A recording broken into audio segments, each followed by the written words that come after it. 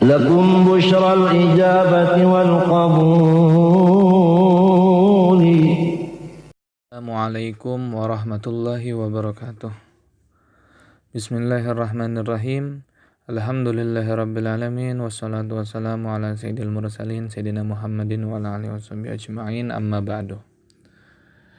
Ya, pada kesempatan yang kali ini kita akan membahas tentang bagaimana cara bermimpi untuk bertemu dengan Rasulullah SAW, yang kita ambil nas rujukan kitabnya dari kitab Fawaidul Mukhtarah.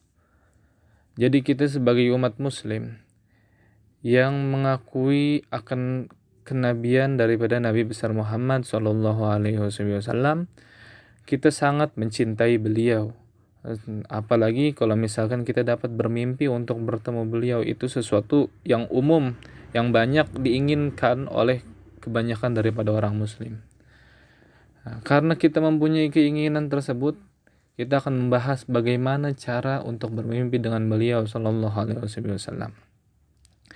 Jadi kita mengambil langsung di faedah yang kedua dari kitab Fawaidul Mukhtarah ini. Bismillahirrahmanirrahim. Ru'yatun Nabi sallallahu alaihi wasallam muhibatun min Allah taala. Adapun melihat Nabi sallallahu alaihi wasallam, bermimpi bertemu dengan Nabi sallallahu alaihi wasallam, itu adalah pemberian dari Allah Subhanahu wa taala, hadiah dari Allah Subhanahu wa taala.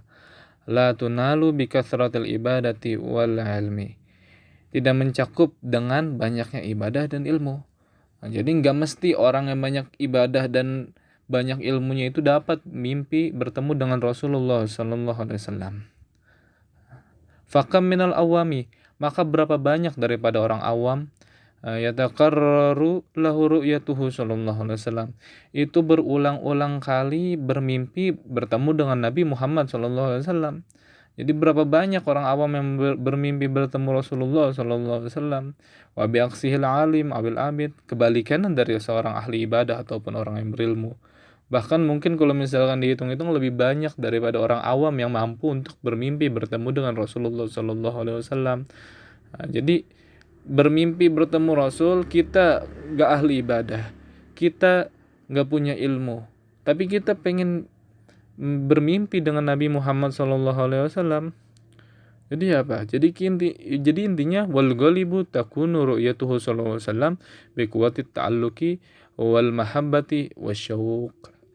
Jadi pada umumnya kita dapat bermimpi untuk bertemu dengan Nabi Muhammad SAW itu karena kuatnya kita punya ta'alluq, punya ikatan dan kecintaan dan kerinduan kita kepada Rasulullah Sallallahu Alaihi Wasallam. Jadi yang membuat kita dapat bermimpi dengan Rasulullah itu bukan ibadah kita, bukan ilmu kita, tetapi karena kecintaan kita dan ikatan dan kerinduan kita kepadanya Sallallahu Alaihi Wasallam. Dan faedah yang ketiga, qala ba'duhum, berkata sebagian dari para ulama, inna qira'atas salatil ibrahimiyah alfamarrah tujibu ru'yatan Nabi sallallahu alaihi wasallam. Nah, kata sebagian ulama, barang siapa orang yang membaca daripada salawat ibrahimiyah. Apa itu salawat ibrahimiyah? Yaitu adalah salawat yang biasa kita pada tasyahud akhir itu kita bacakan.